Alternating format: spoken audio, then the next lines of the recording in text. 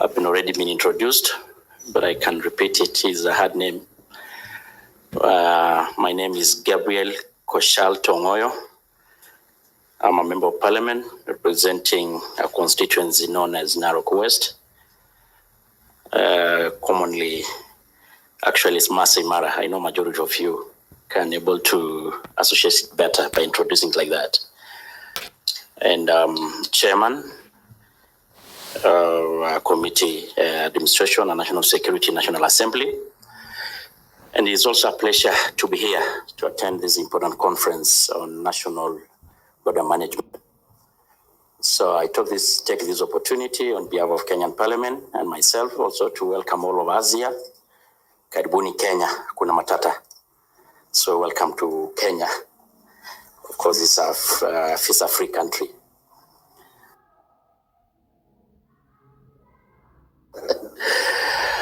Yeah, and you know, when you talk about border, I also represent a constituency where the wilderness migration don't know what is visa and they don't have borders. They move freely between Kenya and Tanzania and the rest of the neighboring countries. So it's also a pleasure to be here to attend this important conference. And when we talk about parliament, or of course, when we talk about border management, and we're not just talking about geographical boundaries, we are talking about communities that live along the borders. And of course, as a member of parliament, we are the representative of the people. And that underpins the importance of parliament on matters border security. And of course, more importantly, when you're talking about the Committee on National Security and Administration. So just want to say the following. Parliament plays a very important role as it provides the legal environment within which border management and national security exist. This role not only provides for the legislation of laws, but it also provides for the allocation of funds and oversight of various government agencies assigned the role of border management and national security within their country in order to ensure accountability. Through the budget-making process, Parliament is able to direct funds into sectors such as that of national security that require urgent attention. Therefore, it is important for security agencies to provide total disclosure of information in order for Parliament the legislative disclosure, which provide for inclusivity of the people in lawmaking.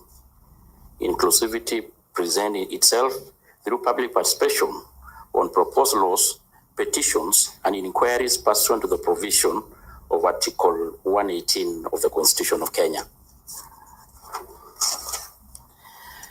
The members of Parliament are able to raise issues in Parliament emanating from their constituencies. Of course, people in their constituencies on matters border management and national security through statements and questions to be responded by the Ministry of Interior. And this also serves as accountability by the ministry and as a guide to the creation and amendments to the legislation. Border management and national security transcend the Kenyan border, and therefore it is imperative to continuously carry out capacity building activities around border management, control dynamics in order to carry out evidence-based legislation.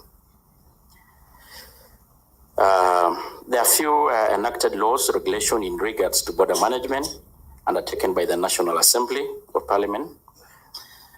And the following laws have been enacted by the National Assembly in regards to the border management and national security. Kenya Citizenship and Immigration Act 2011.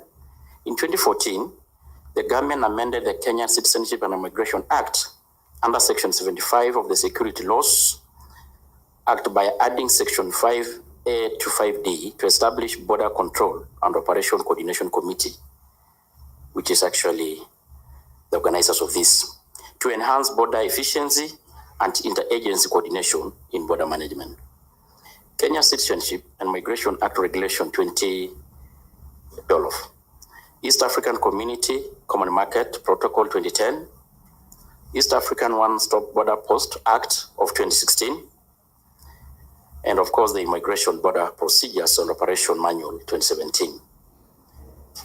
The government of Kenya, with support of IOM, the UN Migration Agency, launched the revised Migration Border Procedure and Operation Manual reflecting new migration laws, policies, and procedures.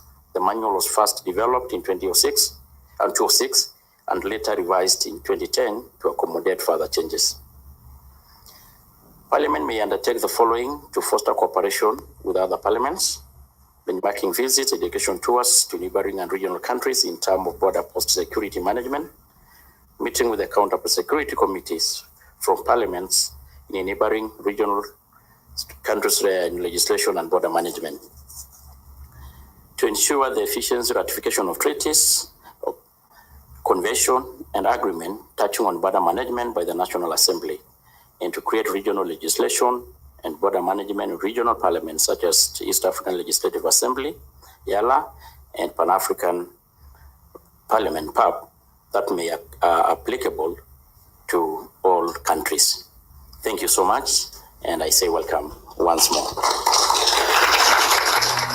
Olakira TV, ewangan olusholema.